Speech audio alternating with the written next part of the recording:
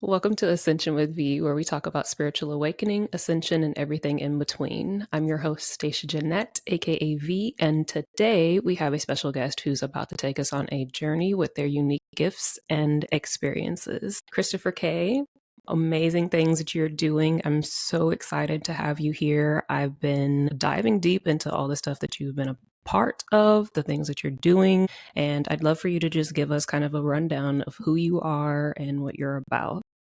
Such a big question, isn't it? Who are we? Yes. Yes. Yeah, well, I've been a filmmaker. I'm from Australia, so I've been in Melbourne, Australia most of my life. I have traveled a lot, but this is where I hang my hat. And I've been a filmmaker for quite a long time, probably going on about 15 years, but professionally at least maybe 8 or so years of those. And I sort of had to go through the motions of going through a job that I didn't like, still had the creativity in the background and keeping that as my fuel and my lifeblood. And then having to get to basically a crisis point before I really dived in and thought, I'm just going to run with fate on this one and actually move into my creative space and my sole purpose.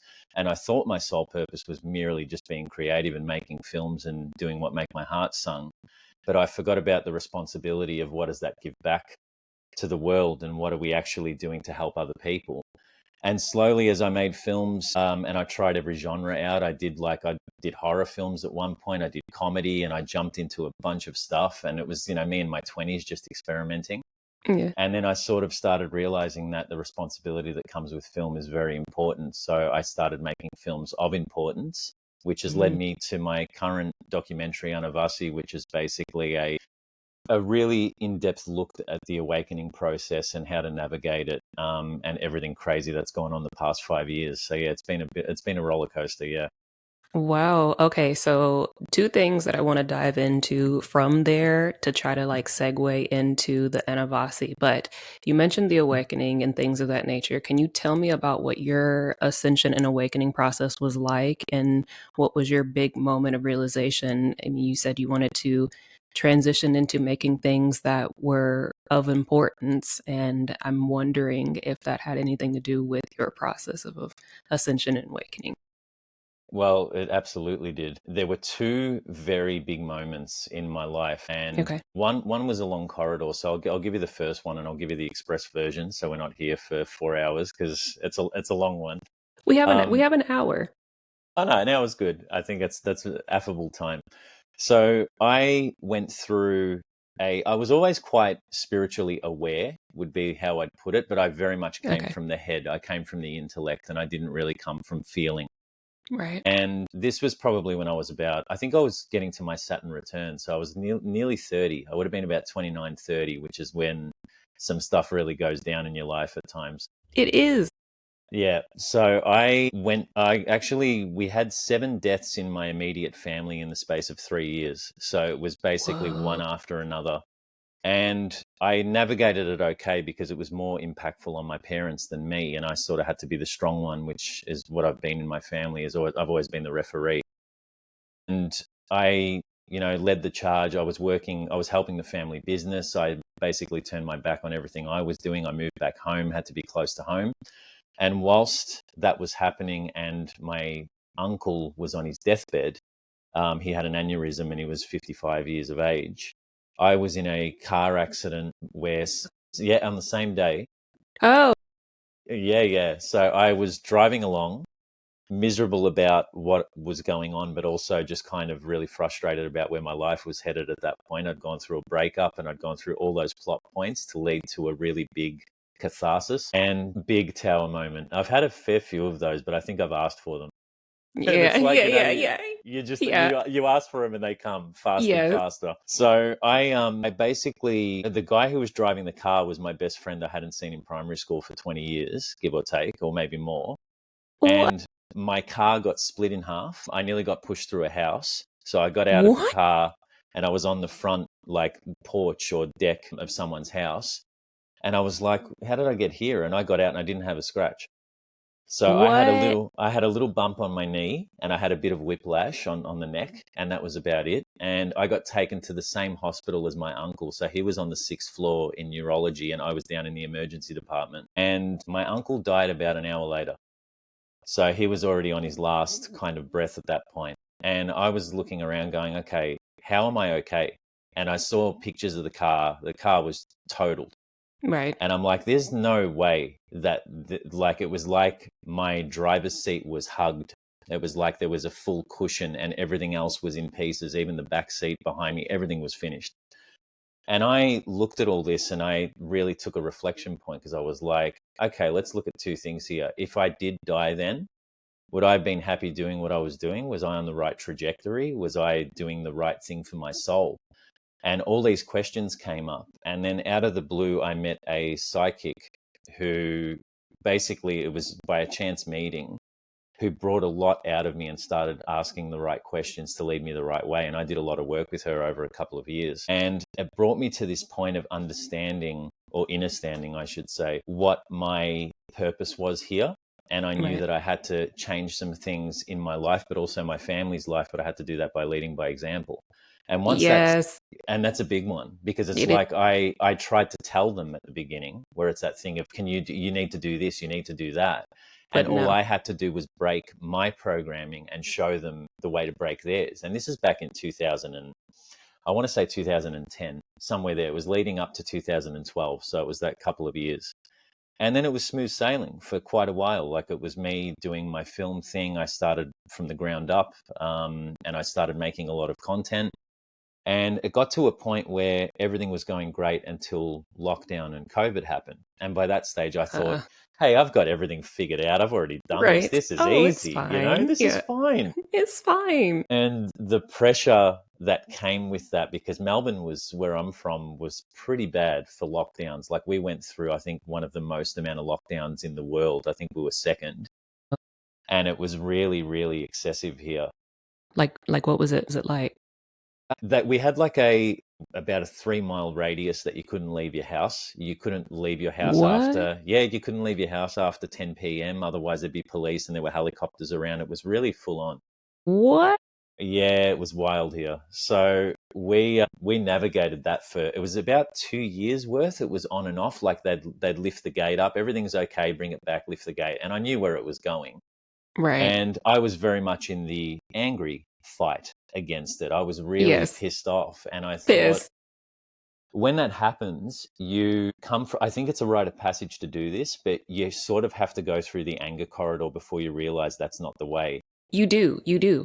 Yeah, and I was so mad at what was happening, and I was trying to enlist people to, where we've got to do this, and I was telling people, "Are you crazy? Turn the news off, watch this," and sending them videos and doing all Yes. this stuff.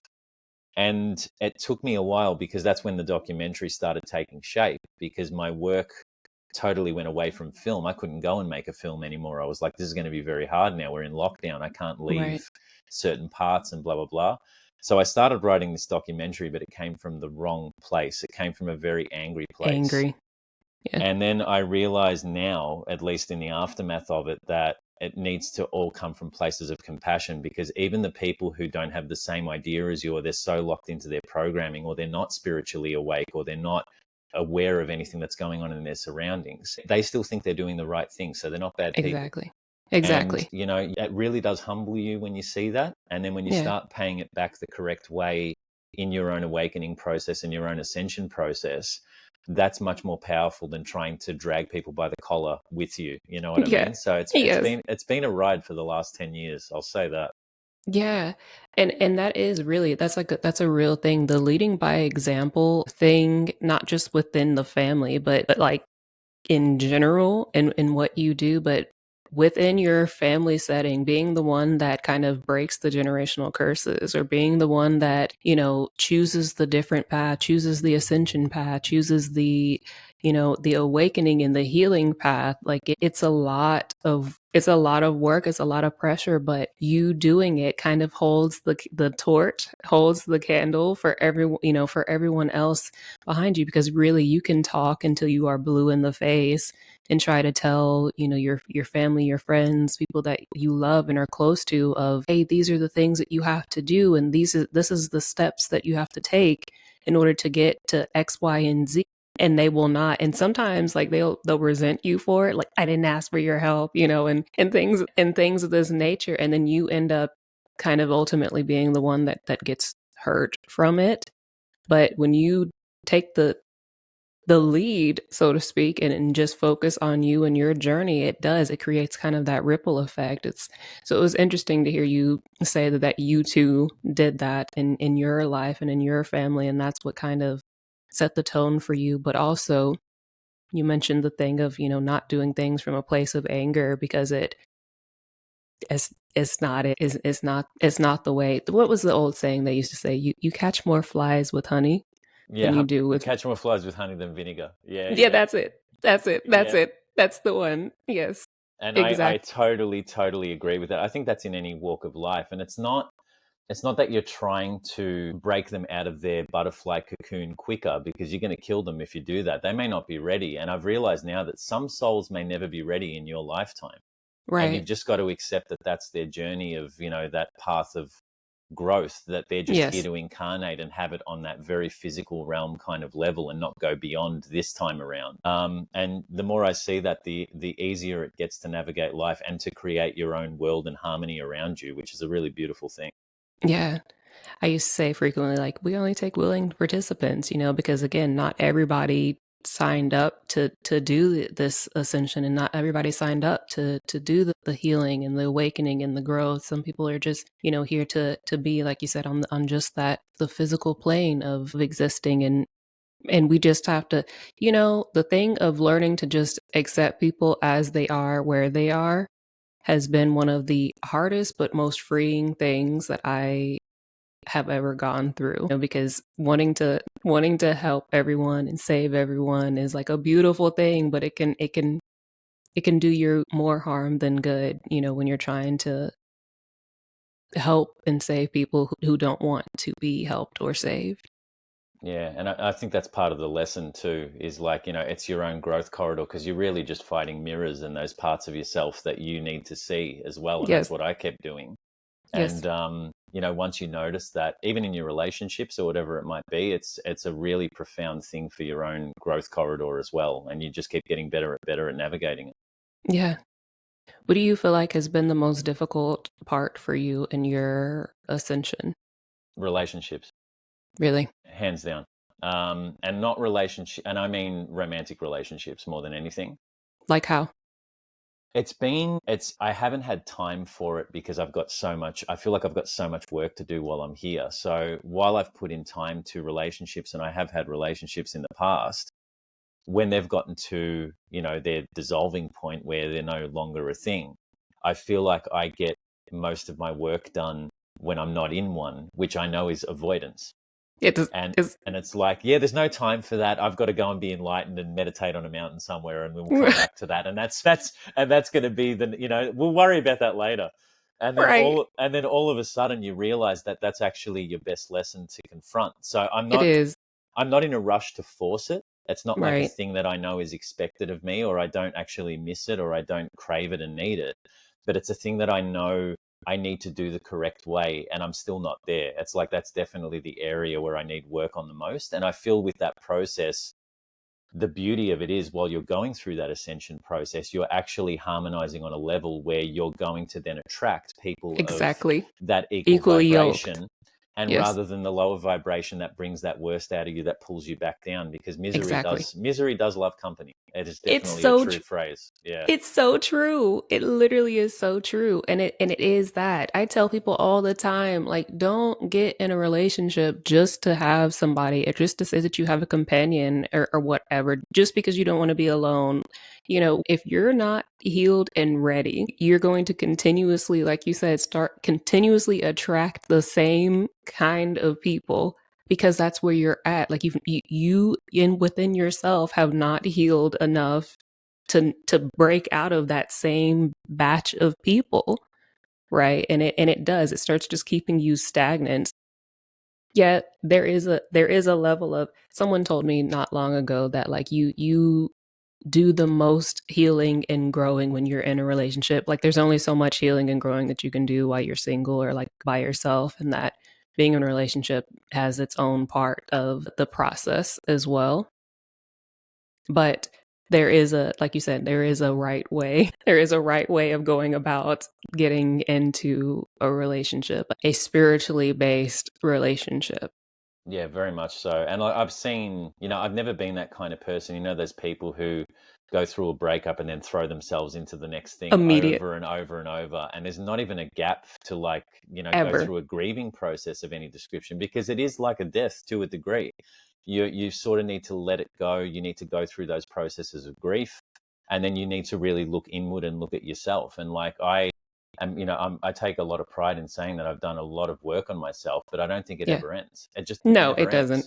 It And doesn't. anyone who says that I've done enough work, I'm like, that's a bit of a red flag there. What do you mean Right, you've done literally. enough? No, no one, no one has done enough work. We're all here to keep doing it. That's that's literally me. I'm like, oh my god, red flag, red flag. Ew. Yes, exactly that. No, you're never to the point where you're like, look, I'm healed and everything is great and I'm like I'm perfect and I'm perfectly refined and so pure. No, you're not. You are never going to be that ever. Like ever. Yes. But back on the task at hand here. How did your health affect your journey, do you think? That's probably the biggest one, because I have spoken openly about it, but I've only been comfortable to probably the last, 6 months or so publicly. And I have spoken about this on some other podcasts and interviews. And my health crisis, I'll call it, that I went through at the time was actually when the really hardest part of that whole awakening process had to take place. So I think it had to happen. Yeah, And it was there to break away the last pieces of those layers and strip down that programming, because I've always identified with, oh, I'm a filmmaker, that's what I do. And I'm a creative artist, and that's what I put myself out there as. And then basically what an illness did, because I've never been scared of death, like not even from young. I just haven't had that same, component in me. same. But then this came along and was like, okay, but what if this takes all your faculties away? You're not able to make anything, you're not able to do anything. Then where are you going to be? And you've really got to stop and look at yourself. And it was the hardest thing I've ever had to do. And I'm so eternally grateful for it, because it was bad at the time, but it was the greatest thing that ever happened to me.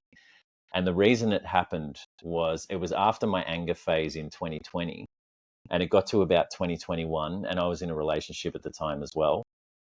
And that really got tested. It did end that relationship, but that got tested too. But what had happened during it was I somehow it was like a parasite of sorts. Now, it's interesting because I was in a lot of parasitic relationships at the time. So it sort of was playing on multiple levels. Yo, right. I'm like, And yeah, it was very much you could really quantify what this was. what was happening? And it was all in the gut, which again was the solar plexus was completely attacked, which is where I've made all of my decisions from. It's my strongest trait, and it's like that's where my courage comes from. That's where my authenticity Creativity. comes from, creativity, everything. And that was completely beyond repair. So Mm. I spent a year and a half. I had to go through basically a bland diet. I couldn't eat anything that was, kind of this thing. I barely even slept well for about a year and a half. I'm pretty sure I was averaging about 3 hours a night. It was not healthy. Yeah.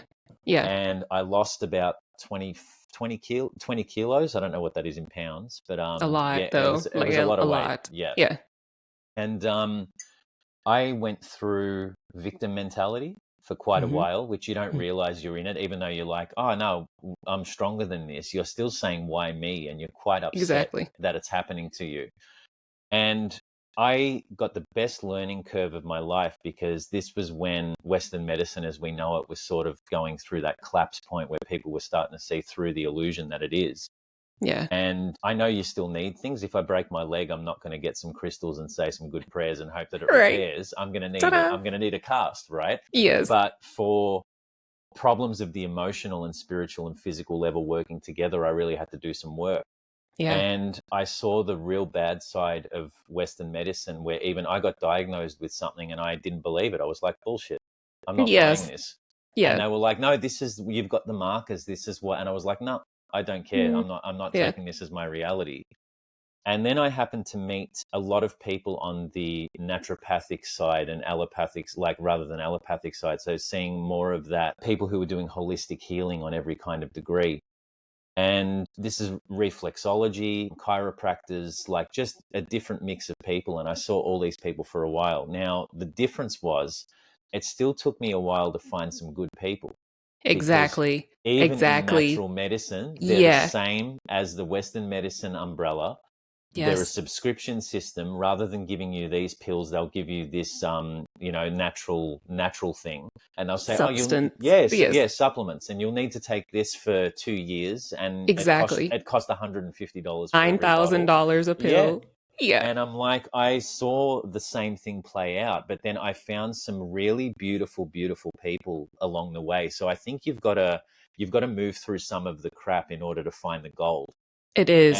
And when you do find the gold and you realize that they're the ones who tell you that you're only going to see me for a very short period of time while I help you get back on your feet, and Yes. you are actually the person doing the healing. It's not the pills, it's not Yes. the massage, it's not the recorrecting your spine or the acupuncture. It's opening your chi up, and your energy is actually doing the healing at a cellular level.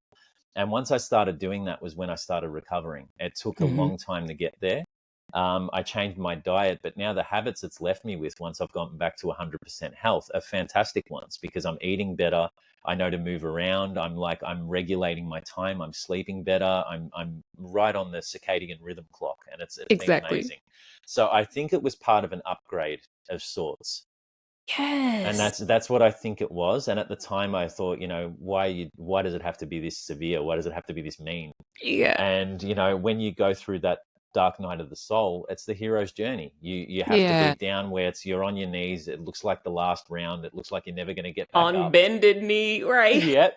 And then all of a sudden the miracle happens, and you're like Rocky Balboa jumping up and Yes. down. Yeah. So it's an amazing thing, but when you're in it, it's terrible. And when you're Rough. through it and you look back, it's an amazing thing. And then I know you do this too. You tell your story quite openly, and people who may be going through similar circumstances take a lot of, you know, comfort in what you're telling them, and you're kind of leading by example while you do that. And it's a really Right. beautiful thing, I think, for everyone to share their own health journey openly. Yeah. But Chris, this is I think the first time that I had I just listened to what God Source Universe tells me to ask you about. So really honestly, I didn't know what your health thing was. So like it was like a mind-blowing thing for me, but it's is very similar, to the things that I have experienced and gone through, where also, it was my stomach, it was my gut stuff that was going on. And kind of same situation, people are now like, how did you do it? How'd you get off of all this stuff? And it was like a moment of me realizing, like, I don't think this is even anything that's actually physical. Like, it was a lot of, like you said, it was like a lot of upgrades. It was a lot of, me going through a lot of different activations. It was me going through a lot of the dark night of the soul. It was a lot of the death and rebirth process that was happening and taking place. And I think this happens a lot more to people than we think, and I tried to outline that when I wrote my book, and things of this nature, of things of what you can potentially go through, that you and I, went through, and we didn't know, like, at the time, what this was or what was going on. But again, you didn't stay in that timeline. You didn't accept that story of, like, this is what you have, and this is what you're going to be. You kind of, not even kind of, you took your power back and was like, nah, I'm not having that. No, that's not what this is going to Yeah. be. Yeah, And that it's so important. It's it so important and the externalization of power is something that yes. people do without realizing. It's on any level where if you give something credence outside of yourself and say that if I don't take this supplement, I will be Hmm. like this. So if I miss one day of this, I'll become sick again. You've already Right. implemented that programming in your mind, and your body is going to follow suit. That's just what's going to happen. Everything's going to align that way and push that way. And I always see it as, like, obviously there's some people where if they've got a low iron deficiency or anything on that kind of level and they need to take something for the rest of their lives and it works for them, that's okay. But Right. it's a matter of what you're giving power to externally, including the doctor who tells you you've got a year to live. And you're like, Right. okay, I guess I'll just accept that and I'll go off somewhere and die then. And it's like most people do that. They're just like, yeah, well, Yes. that's okay. Well, that's my outcome and That's what that's it what I is. have. And this is even down to the point of, and this isn't to talk about anyone's individual experiences, but cancer. And Right. when it's passed through generationally and you're a kid who's seen a parent or lost a parent to an illness, and then they tell you your whole life that it's genetic, it's genetic, it's genetic, you're going to Right. manifest those outcomes out of fear. And that fear vibration of leaving that fear vibration in your body, you will create your own worst outcomes on a subconscious level without even realizing it. And I damn well know I was doing that for quite a while. And then Same. and then as soon as you break through that other side and you realize it's up to you and how you react to things and what power you give it and give up that energy to it. And as soon as I swinged that way, Yes. things started getting better and things started healing and repairing. Now, this isn't to say that the physical side still doesn't Right. need some love and some nurturing, right? Right. Right. Right. So whatever, like with the gut issue I had, whatever damage was actually done during that point, because there was still some damage done on a physical level, that I had to give that time to repair itself and everything else. But I call it almost the trinity of healing. This is one thing Hmm. that I've always looked at it as. I was getting spiritual during this. I was seeing a counselor for emotional coaching because my mental state was just not good, because you're going in and out of doctor's offices. You can't afford to go to your job. You haven't, you can't pay your rent, whatever it might be. And then fixing the physical ailment. And if you're doing all those three things in harmony, that just brings you and elevates you out of that illness. And that was my own experience of it. Right. And and there's also the thing of, you mentioned there is still that physical aspect of things, but what did you feel like was the time period that you had to give yourself to physically heal? It's funny because the more I put a time limit on it, the harder it got. Because Hmm. I'd get to that finish line and I wouldn't be better and I'd be very upset and I'd be like, am I still like this? It was as soon as I had no expectations that Yeah. it lifted. And it was like, well, it'll be today's another day. And it actually made me live in the present. Yeah. And that was the best thing that could have happened, because I looked at it as, I've always been a person who needs to project forward, especially when making a film. You need to see the final product while you're making it. So that's just Right. part of my makeup. But in my Yeah. life, I shouldn't be doing this, because it's Can't. like, tomorrow it all Can't. changes. You need to stay fluid and flexible and keep Yes. weaving. And that was a big call for me, was basically to say, I don't need to set a deadline to say I'll be better by this By specific this time. month. Yeah. And as soon as I pushed through that, and it was like each day I get better and better, I give thanks, I show gratitude, I go through the day, I'm happy to wake up in the morning, I'm still functioning, I'm still able to at least orally eat food. So Yeah. I've got some really good positives in the right direction. And as I was ticking them off and I focused more on the positive than the negative, it was Yeah. a total flip. And that's where everything became a lot better. Yeah. Did you, because I also did this with the diet change thing, but did you notice that there were certain things that your body started not being able to tolerate? And I think this is also part of us becoming lighter bodies. Yes. It's very much, I can't drink alcohol anymore and I probably will never will for the rest of my life. Yeah. And when you realize that, that we're, even the etymology of the word alcohol, it comes from algul, which is spirit, which is why we call them The spirits. And spirits. you're Yes. allowing entities to attach to you. To And I went through my 20s enjoying and partying and doing all that kind of stuff. I got it out of my system.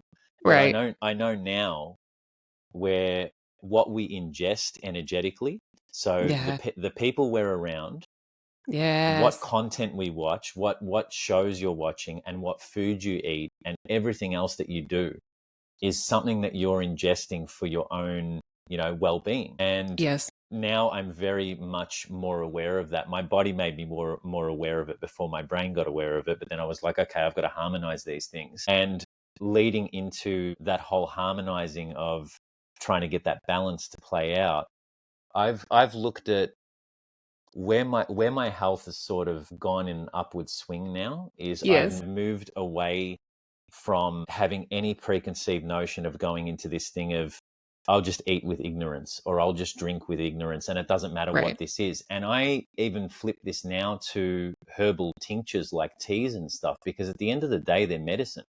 And this Right. is and this is with anything that we put in our bodies, where if I start feeling a little bit of a rundown thing coming on and I need to take some supplements in order to get on top of it quicker or have a cup of nettle tea or whatever it might be, I'm putting intention into that while I'm taking it. So it's like, this is for its purpose and I'm not going to be Yeah, on this forever and taking it. And that's what it is. So exactly. yeah, so everything I put in my body now is because of purpose. Intentional. It's totally intentional. Intentional. And my body doesn't like certain things. Yes. Sugar, I've been Like able what? to sort of go back to a touch, but there's Yes. times where there's a very fine line where it's like not this, Same. not that. And if it's Same. naturally formed sugars in fruits or whatever, no problem. If it's Yes. refined and there's a lot of chemicals or there's a lot of flavorings, no good. So I just avoid now. Like the high fructose corn syrup. That's a thing for me. Anything that I've found that has high fructose corn syrup, in America, it's like rampant. Everything has it in it.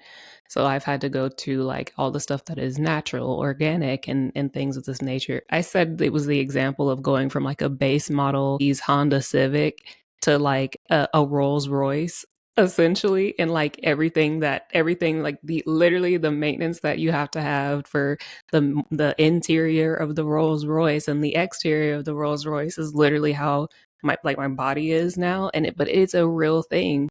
My that has been another huge component of my healing as well, is like I just don't put crap in my body. Like, Do you find because of that your connectedness to your higher self and everything is much like easier and fluid to get to? Like it becomes a lot faster. There's less blockages. yeah, like I mean, in general, I think dying, metaphorically and quite literally multiple times, that has kind of put me more connected than usual with it. But I noticed when I was on all the medications and taking all of the just eating whateverness, it took me a really long time to get into a phase of let me meditate and let me have my clear channel. I wasn't as clear of a channel now, where like now I could go and put the recording on and start talking for hours on whatever it is that God source universe wants to come through. But yeah, that's been a big thing. But my body has like explicitly told me, hey, we can't eat fried this anymore. Hey, we can't eat, poultry anymore. I don't do red meat. I don't do pork. I don't do essentially almost any meats anymore. Like my body just kind of dictates like we can't do this, and I just don't. And Mm, and like you said with the sugars create so much issue within me, like pain wise, and think that's my body's biggest signal of being like, stop taking this, stop eating this. And when I don't, fine, like you said with the fruits like natural sugars, fine. yeah. But stuff that's like, like the added sugar and things, can't. Mm. Yeah, it's very interesting. It's when your body's telling you and you are well in tune with it and you know what to do and what not to do. And this brings that point forward where it's like every person is different. There are no crash diets that work for everybody. At There's all. this whole thing of everyone must have Do this and this, this is the supplement do of the week this, and take that eat. and eat that and don't Yeah, eat this. And I'm like, it's every single person is correct, different. And it's what correct. finding what works for you is a unique balance, and Yes, it's what gives you that drive forward. But also the reason certain things I think react as well, especially more so these days, there's so much out there that's just fake food, you know what I mean? yes. Like it's not even real anymore, It's where not even like real. you're seeing vegetables that are ripe the whole year round, and like when I was a Right. kid that wasn't the case. There'd be like a Never. season where you couldn't get something or it was mushy and you're like, what is this? Ugh, what Ew. is this? Yeah. Like, ew. And your Yeah. mum's like, eat your vegetables. What are you doing? And you're like, No. this Why is is it terrible. mushy? Yeah. Yeah. And now it's like year round, it looks the same. It's like fake food. It's like And spray painted to yeah, to that look too. the literally. Is organic expensive where you are? It's so expensive. Like we have Yeah. a whole. I went to Whole Foods for the first time this year when you saw me making the tofurkey. Oh, yeah. Like that's the first time that I've ever been to Whole Foods because it's so freaking expensive here. And so all the stuff that I got to put into my tofurkey was from the Whole Foods. Literally, I it was like 15 ingredients. And it was like $250. You Wow. like it was Wow. just for those 15 ingredients for my now the tofu was really inexpensive, which shocked me. That was the least expensive thing that I bought there was the tofu. It was like $1.70. That might be expensive elsewhere, but you know, for the store, that was the cheapest thing that I got. But the fruits, the vegetables, the mushrooms, I got some shiitake mushrooms that had to go in it. The spinach, the kale, it was expensive. So Wow. expensive.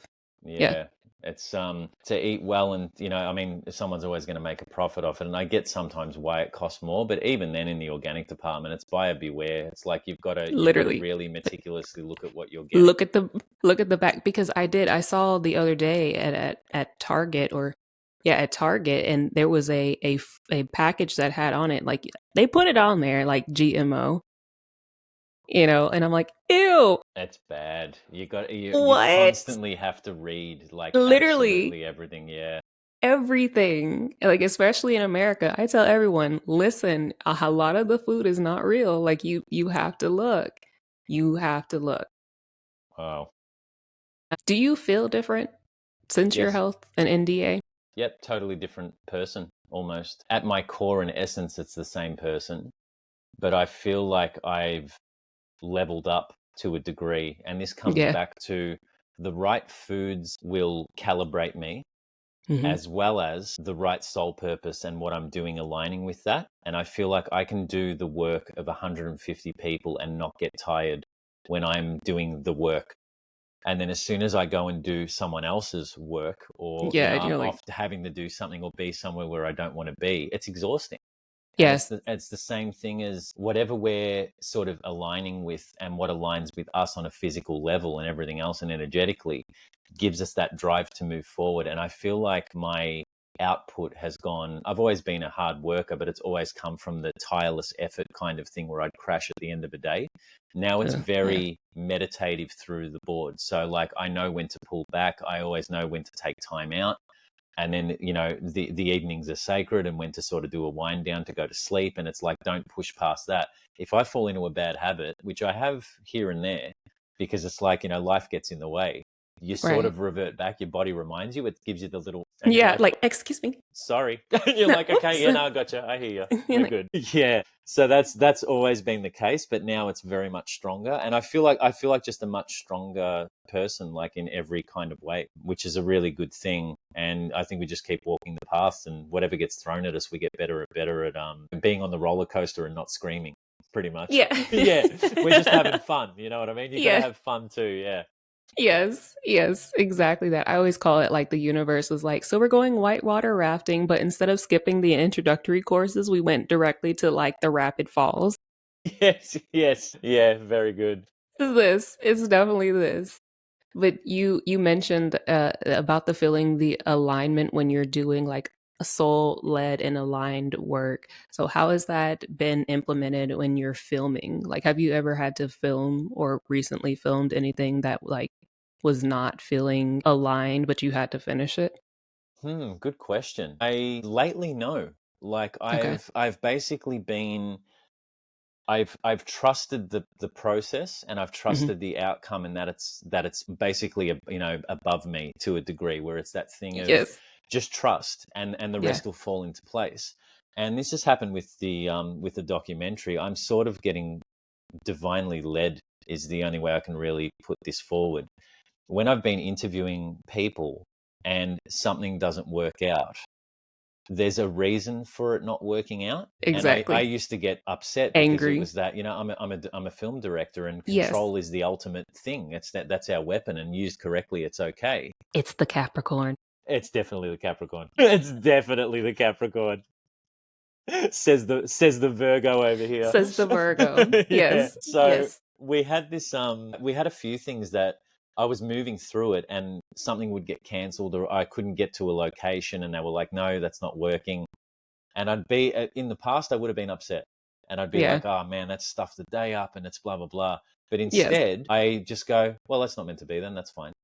Yeah. And within an hour, the problem's solved, and something just comes out of left field like a miracle. And all of a sudden, I'm like, oh wow, here we go. So this is what we're actually meant to be doing, and the other Yes. thing wasn't meant to happen. Yes. And I've navigated this pretty much this current film that way. And it's one of the, I think the one of the best learning curves that I've had, because the work is showing even better as a result of that, because again, it's the intention getting put in that you get through the other side in anything you're doing in any walk of life. And we're putting in the correct intention into filming, that comes out the other side. And when the audience finally get to experience it, they'll experience that magic as well, which is Yeah. beautiful. Yes. What has been some of the more challenging moments with trying to film Anavasi, and how have you navigated those in your newfound it's just gonna be what it's gonna be ness? Well, my biggest learning at the moment is patience. Yeah. And I am very much a finisher, in terms of Yes. when I start something, it will drive me mad if it's unfinished. I can't. Yes. Yes. Even if the project in the past has been no good, I still need to see it through and then learn Yeah. the lessons from it. I'm like, I can't just abandon it. And with this, it's been this thing of, there's so much positivity that's coming from this film. It's impacting people while I'm making it, Right. but it's also culminating this thing where once I get into a flow state with it and it's moving really, really quickly, I try and rush it even further, where I'm like, oh, cool, I'm going to shoot 4 interviews this week. I'm going to do this. And then Yeah. it just slows me down and it humbles me. And it's like, no, no, just take it easy. Like, No. calm Yeah. down, be patient. And the more I become patient, the more I get what I want, but in a long term way. And it's like, not get what I want, but get what I need. Yeah. And once that sort of becomes that flow on effect and it's a perfect circle, it's a really beautiful thing to navigate. Like, I wake up every day with a smile on my face while I'm working on this, and I'm just like, how lucky am I? Like, I've met indigenous people from all over the world. I've spoken to people where they've completely changed my mindset on something, or it was something that I didn't expect. So I'm going through that learning curve while I'm filming the thing. And then when people finally watch it, they'll have a learning curve that's totally different from mine watching it themselves, which is Right. amazing. So it's art. It's the art cycle, you know what I mean? It's a Yes. really beautiful thing. I'm inspired while I'm doing it. Yes, and that's I feel like the most amazing place to be when you are fully like soul aligned with your destined purpose, your destined mission and what you're meant to be doing. You can easily tap into that flow state and everything is right and well, and I love that for you. So please tell me more. What is Anavasi and what led you to making it? So Anavasi, I'll start with what the name of it means. It's a word that actually comes from Greek lineage, Mhm. and the word itself doesn't mean ascension. It actually means ascent. So it talks about Okay. the actual climb itself. Okay. And the reason I wanted to implement that was ascension sort of means that it's already happened. Yeah. And, like, I didn't want to make it a word where it's, if I called it ascension, it'd be people going into that already being that way inclined and understanding what that means. So I wanted to put a word that actually makes people who aren't quite awake yet, or haven't gotten to that point of understanding and awakening, Right. where they can watch it and it's almost like a guidebook for them. So what the film is basically about is stripping away programming, and the programming we've been having our whole lives, from school, from our parents, from every part of the system that has sort of been part of our lives all the way through. And not only to recognize it and break away from it, but then something that documentaries I've noticed these days quite often do, especially the YouTube heavy ones, is they Yeah. come forward with, here's how everything isn't good. And you're like, okay, now what? And they go, well, Yeah. that's it. Have a good time And with then that that's all. information. Goodbye. And you're Yeah. like, All no, no, right. no, no, no. Yeah. So the one thing I had to find the fine line was, I don't want to tell people how to navigate it either, because like we said earlier about diet, to Right. each person's awakening process is going to be vastly different from the other. They might need a near death experience. They might need to lose a family member. They might need something else. Like, you don't know Yeah. what it is. Exactly. And I have to sort of broad brush it. So what my overall intention was, the film itself is broken into 7 chapters. So there is a narrative film that runs through it. And then in between all these types of topics, there's basically interviews with people from all around the world. And there's some decent names in there too, but I've been very careful to not put anyone of ego into there. I've done my Man, due diligence yeah, and make sure that they're always coming from the right place of wanting to help humanity yes, and pass it back, rather than make it about themselves or their paycheck or anything else. And, like, oh, it's exactly. all about my name and how am I going to look? And it's How is like, this? it's not ours. This is something we're seeing through the motions of, and then it's like a kid, and it takes its own energy. Exactly. You let it go into the world, and it grows up. Exactly. And basically, every interview, why I've handpicked these people, of which there's 14 different people I'm interviewing, and I've done, I think, 9 at the last count. So there's still a few to go. And what that is to me is basically a symphony of voices. It's like people who can talk on levels and hit every kind of layer of that matrix all the way down into the lowest echelons, where Exactly. people may get one person talks and they may have one thought that just plants a seed in their head, and they don't get anything from the rest of the people because they're not ready to hear that yet. Exactly. And then eventually that'll go through the motions of, oh, I'm able to relate to that and I'm able to move through that. So as a short way to put it, it's basically a guidebook on awakening. That's what I'd call it. I love that. And the irony of it is me literally also publishing the New Earth Guidebook to Healing and Ascension. That's Beautiful. that's hilarious. You have the film version of it. Like you can't make this. You can't make. You literally cannot make this up. What? I feel like I'm having an out of body experience right now. Like, Amazing. is this Amazing. happening? Like, It's so funny that the more we're all doing the work, and the more that the world's kind of reforming that one consciousness. And this is one thing where I never understood that whole thing of we are one when I was younger, right? When I was doing right, philosophy right. at college and stuff. And I'd look at the we are one thing and I'm like, what does that actually mean? And Yes, now I realize that we're all individual, and that's a very important word, individual expressions yes, of the same consciousness. exactly. And the more we're all moving together, I really feel like the more we're tapping into the grid a Hmm. lot easier, but we're pulling ideas and things out of there that need to happen. And there's a lot of similarities between a lot of people's soul work now. Like I'm seeing it more and more. Yeah. And I know that you and I aren't going to make the same thing, but No. we're going to hit different points, with different people and Right. different audiences and different places in the world, or whatever it may be. And all of the work is necessary. And one thing, just to go back to one of your earlier questions, that shifted, and I've never been this way. I've never had a jealousy bone in my body. I just don't think I have it, Yes. And where I've gone, oh, what another person has, I want. I've never done that. It's like I'm ever. really happy for that person, and now that's Yeah. making me. And if they've got something better than me, it just makes me want to strive harder to get my own Be thing able. Right. and be able to reach Exactly. that level. So it's a good lesson. But I see this amongst a lot of like-minded creative community, or anyone constantly making stuff these days. That if I hear about someone making a film like mine, whatever it might be, I'm so happy, because I'm like, Yeah. we're moving into a way of new media. We're writing new books. We're doing Yeah. podcasts like this, and we have long form media instead of the mainstream media, and CNN going on, or whatever the hell it might be in the background. people Exactly. people are watching that collapse, including movies. It's like, the Marvel movies aren't going to last forever. Like, people are going to get tired of this. Right.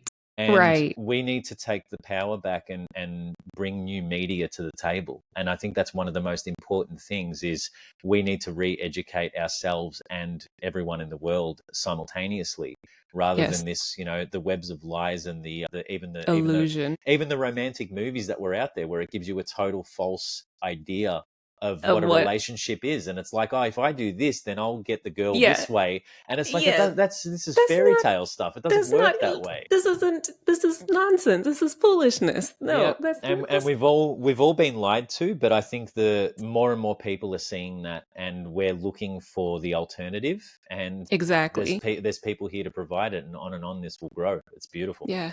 It's definitely that. I said that in one of my I think it was one of my season 1 interviews, where I said it's this time of where people are over the smoke and mirrors. And I think we compared it to the Wizard of Oz, where I said people are now being like, "Hey, there's a curtain here. Like Yeah, there's somebody back behind here pulling these puppet strings. Like this isn't. He's got a whole projector back there. Like what? It's like this. People are now, kind of like starting to see beyond the smoke and mirrors, and they're wanting the truth, like the actual truth, the no frills, no fluffs, no lies, no just saying the things that sound and look good. And it's happening. We're at that pivotal point in life. Now you're one of the people that's out there crusading with the truth kind of films. I love the word crusading. It's a great word. Crusade. Yeah, crusading. I've always had an affinity with warrior kind of energy. I Yes. always my dharma types that I got told by a friend of mine in India was the entertaining warrior, and I was like, yeah, that's a nice one. I'll take that. I like that a Yes. lot. Yes. But yeah, it's the way people are going, and this is one very key point that I always come back to is when people finally start to emerge as whatever they say or whoever they come out to you, the one thing that they're going to struggle to do in their human condition is actually reach out and say that Yeah. they were wrong. Yeah. But it's not up to the people who were or have already moved through that space to ever say, I told you so. Because it is Correct. the dumbest thing to do. Like, and I've seen people do that where it's like, oh, did you see? You're stupid because you thought like this. And do you see how dumb Right. you were?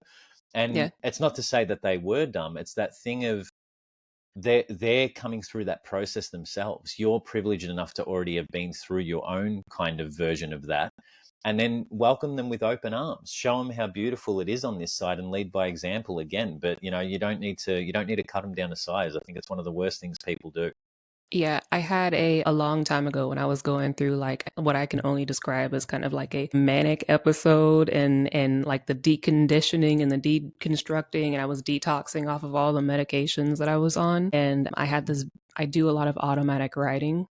You know what that is, right? Yeah, yeah, of course. So I do a lot of automatic writing, and I had this giant dry erase board that I had, and I was writing. And one of the messages that came that they wrote in huge letters, and I still have it on the board to this day, that said, "Show compassion and forgiveness to those who showed you none and caused you great suffering." Wow, And powerful. and I I never erased it, and I kept it there, and that was 2.5 years ago. But I now see and understand why, because there's been a lot of people who, you know, had the opportunity to maybe intervene or not play a part in a lot of my suffering, or joining in on the humiliation train while I was in my lowest points, who are now like going through their own process, and they've had to come back, like to me and be like, what's happening? And I'm not going to sit here and lie to y'all. It's rough. It's hard. It is. It's so hard. And like if anybody ever can come to me and be like, "No, it's not," like, that's a lie. It's a lie. If you were getting jumped every single day by somebody, like if there was a ringleading person who every single day came and like knocked you down and beat you to a pulp every single day, but then came back to you years later and was like, "I'm getting jumped and beat up every day. Help me." Mm, It does. It doesn't matter if you're the best saint in the world. It does. It takes a lot, for you to, like you said, not be like, God, I try to tell you, yeah. try to, and I haven't. To this day, I have not, to anyone who's done that, and I've just been like, hey, listen, I get it, I understand, I know what's going on. Like, this is what's happening. But there's a whole lot of people who are coming through a lot of the things that we went through really early on, right now, that need what we have gone through, our experiences, and what we have to offer. So like you said, coming through with the compassion and the open arms and welcoming people, because it is rough out here, and I can't imagine coming in at this pivotal point. You know what I mean? Like, Yeah. it's like we're on like class 9,000 and they're just not, you know what I'm saying? Like you gotta, like, welcome, we'll try to catch you up to speed here, but you got a lot, so, Yeah. Yeah. It can be a tiring process if you allow it to be. right. And you've just got to see it for what it is, but be that beacon for people. And it comes back to that, the slings and arrows that you sometimes get with it as well. Yeah, And every single thing can be put down to separation, because that's what the overall system wants. It wants divide and exactly. conquer. It wants to split you from your fellow soul. It just wants to keep everyone apart. That's what even this, Yes. stay 6 meters or 6 feet away from other people while COVID was going on. It's like that's that heart chakra vibration in that whole field. That's your Yes. field. Yeah. And the more we bring that in together, the better it is. And separation is the biggest one, where I know there's people still swinging from one side where they go, I see all the pitfalls of this. And then they go all the way back to, organized dogmatic religion, or Yeah, right. they go into politics, or they're sitting there talking about, left versus right, this, that. And I'm like, haven't you Exactly. seen this play out for Yes. so many years now, over and over in a loop? And it's a matter of, once you don't let any of that have an emotional impact on you, and you can move Right. through that. And actually, I take every bit of information as something that I don't analyze, but I'm like, okay, let's think about that before I react. Like, there's Yes. nothing that I really hear anymore that makes me go into that. Yes. I don't do that anymore. And like, I was doing that a while. Like, I was doing that for some Yes. years. Yeah. And now I think it's that point of, that's where you sort of start leading towards more of an enlightened life. Is Exactly. that even, the hardest one they always say is, there's an old quote, and I can't remember who said it, but it's that thing: if you think you're enlightened, go and spend the weekend with your parents. Right. And it's like, or your family. And it's that Yes. thing of, that's those last tests of the button pushers that might be able to push the Yes. button the wrong way. And if you can navigate any of those spaces without an emotional reaction, and you're kind of just this constant nice little ebb and flow, and you're Yeah. grooving through, Yeah. it's beautiful. It's the best place Yes. to be. Yes, absolutely. Okay, so anything that, well, before I say that, I watched your short film, Grace, and I wanted you to give us a little synopsis on how that one came about and the whole production of that.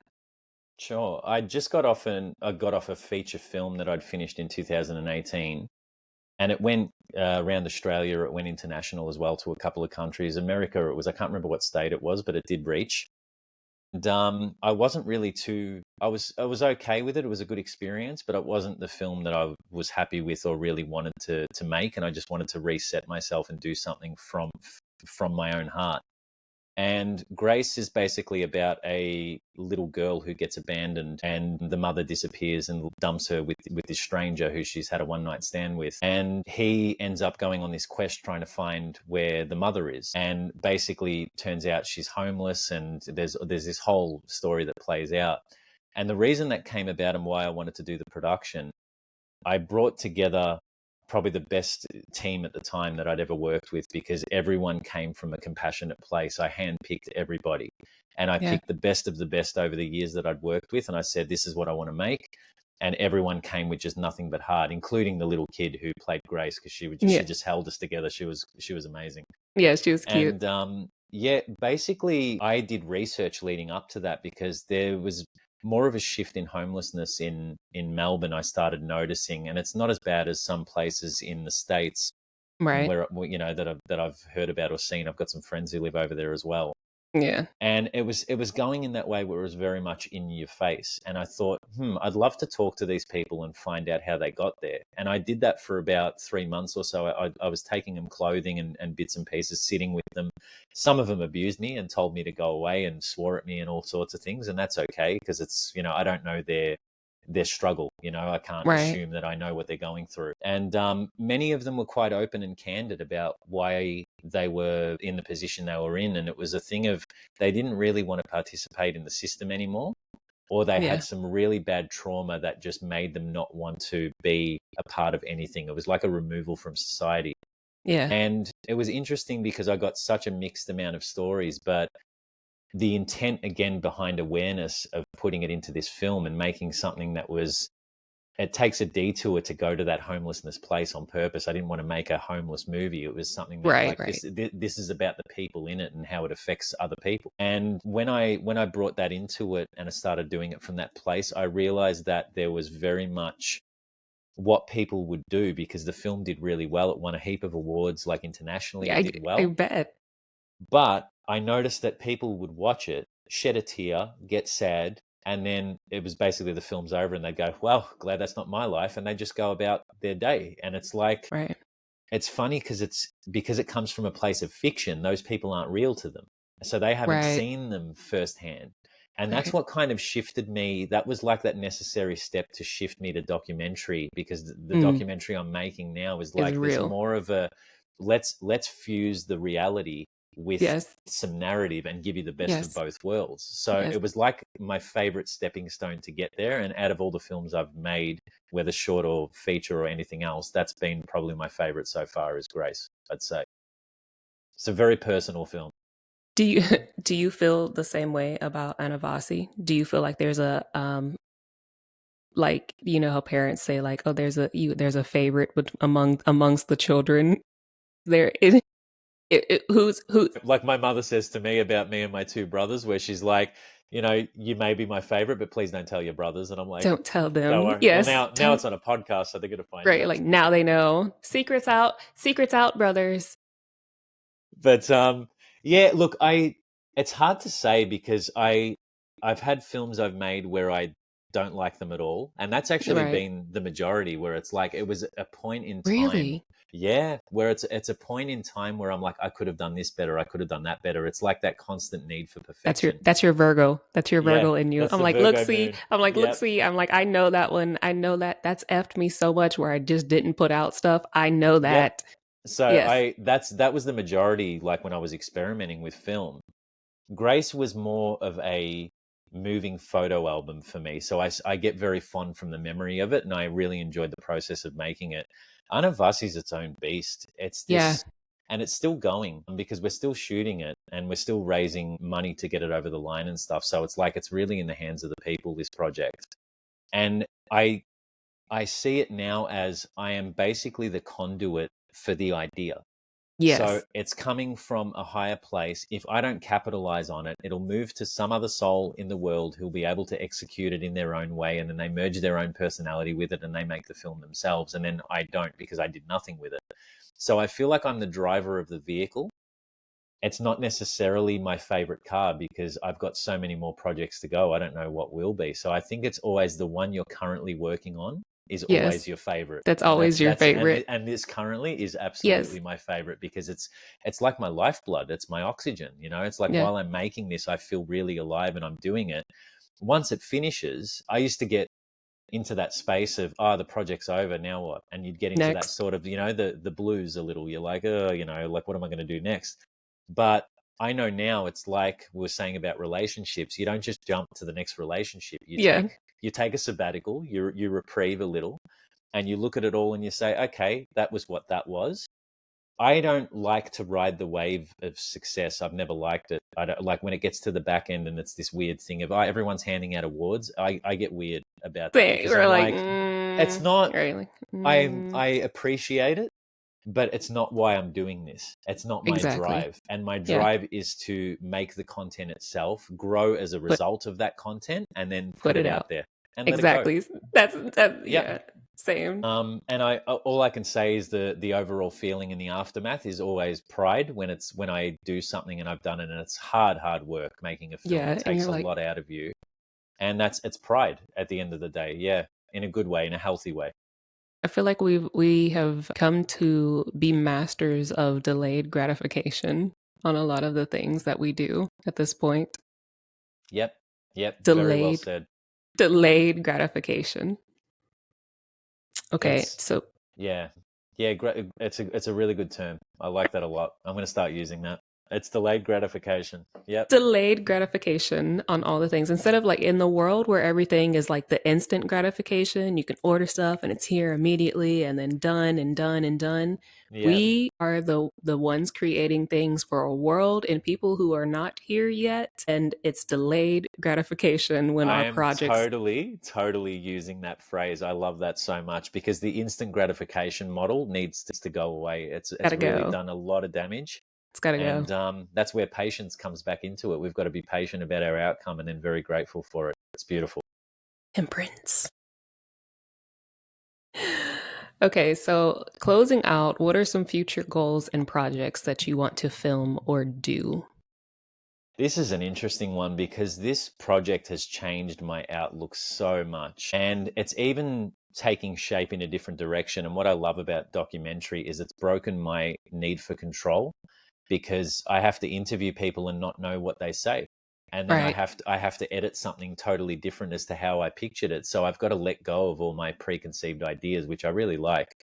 And one thing that popped up during these interviews was speaking to the original people of the earth, and the people who have still Yes, passed on through tribal lineage and those cultures, whether Aboriginal, whether Maori tribes in New Zealand, whether even in America and the natives there, and people that I've spoken to, and in South America and everywhere else, and shaman and all these people still doing these practices. I'm only giving a glimpse of that in Anavasi and exactly. getting their point of view, but that's something for a future project I would really love to dig into. And what it's done for me, it's because it's such a personal thing to me, is because I got raised basically as a city boy, and breaking away from that and regrounding in nature. Nature's so important. And Yeah. the messages that these people have for us that have been passed down from generations, and it's so sacred to pass down. And when we start sharing that, and I see it brings people together. And one thing we can all relate to is when our feet are on the ground and our bare feet are on the earth, and we're Yes. all grounded together and we're in that field together, that is the most healing place to be, not only for the world, but for each individual soul. And I've been doing that while I've been meeting all these wonderful people, because it was always there and they've just brought it out of me more and more. And I feel like I need to keep doing that for my own journey, and then pay it forward to people and show them about those cultures and everything else. So that's one of many ideas for the future, but that's the main one I'm kind of keeping in the back burner for the minute. So you think you'll always stick with doing like documentary style? Not necessarily. When people expect something of me, I do the opposite. Right. Yeah. And Or like I've got that do nature where I'm yes. like, no, you know what? Yeah. I feel like this now, and this is what I do. I Yes. very much march to the beat of my own drum. I don't try and Yes. conform or comply. Yes. And yeah, the last few years will definitely tell you that. But it's this kind of thing with film where I've written some feature films, and I've got them as draft form, and I could actually go and start filming them tomorrow if I wanted to. But I realized that the more I experience life and the more I go through these processes of growth, the better my work becomes, and the more realistic and the intent in the work becomes, and everything else. There's an authenticity to it. And I feel like that needs to continue to happen. So I think in a perfect world, it'd be do a documentary and then do a normal narrative feature from the lessons I learned from that documentary into that narrative feature, and then go back and do another documentary again, or just go with the tide and just be. I just want to be as flexible as possible in making what makes my heart sing and nothing else. What classifies a feature film? Like what makes something a feature A film? feature film is basically anything over, I'd say, an hour and 20 minutes or so. Like, so normally you're aiming at the 2 hour mark on average.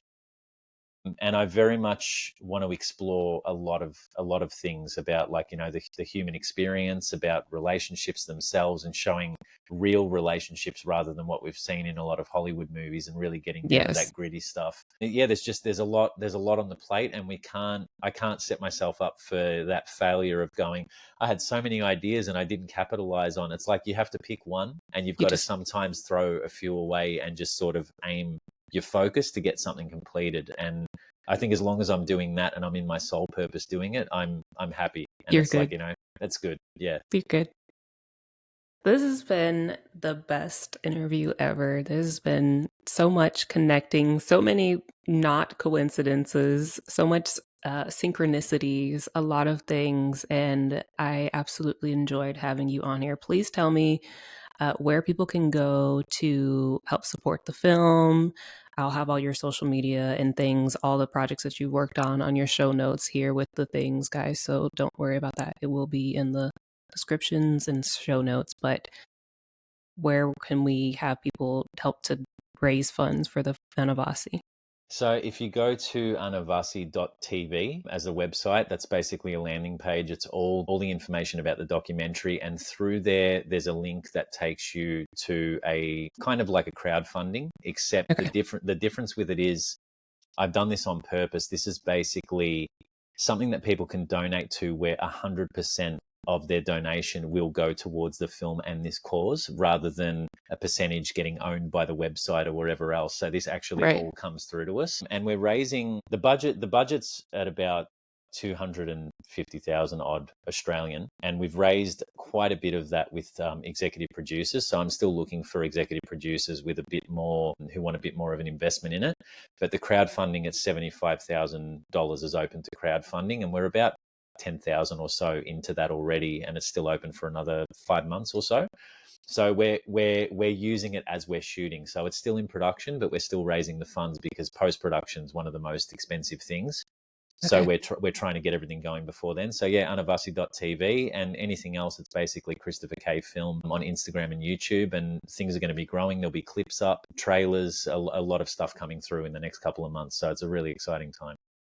So excited. So excited. Thank you for doing what you do. Thank you for being here and sharing your presence and energy with us and all the things. We're excited for what you have to come. I'm excited to see some more clips of the interviews and things that you're doing and all of it. Thank you, Stacia. I'm so grateful for being on here too, and I love the work you're doing and everything you do. And as well as we had a mutual friend, Dr. Val Raitova. Val. She's actually in the documentary. Yes. So yeah, which has been amazing. So yeah, it's just that everyone keeps finding everyone all over the world at the minute. It's just Yes. it's amazing. So yeah, Yes. thank you. Very grateful. Of course. All right, guys. Until next time.